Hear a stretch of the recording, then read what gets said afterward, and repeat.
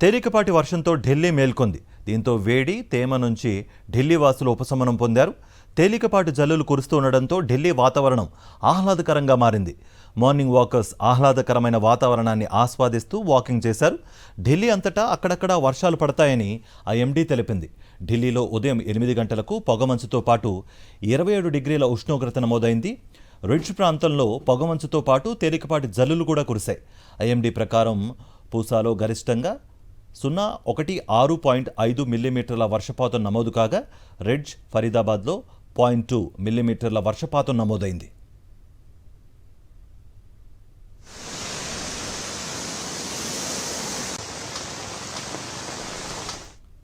దేశవ్యాప్తంగా నిన్న అరుణాచల్ ప్రదేశ్, నాగాలాండ్, మణిపూర్, మిజోరాం, త్రిపుర, తూర్పు ఉత్తరప్రదేశ్, పశ్చిమ ఉత్తరప్రదేశ్, తూర్పు మధ్యప్రదేశ్లో భారీ వర్షపాతం నమోదైంది.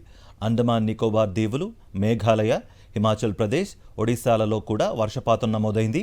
ఆగస్టు 22 నుంచి 28 వరకు ఉత్తరాఖండ్లో అక్కడక్కడ భారీ వర్షాలు కురుస్తాయని ఐఎండీ తెలిపింది.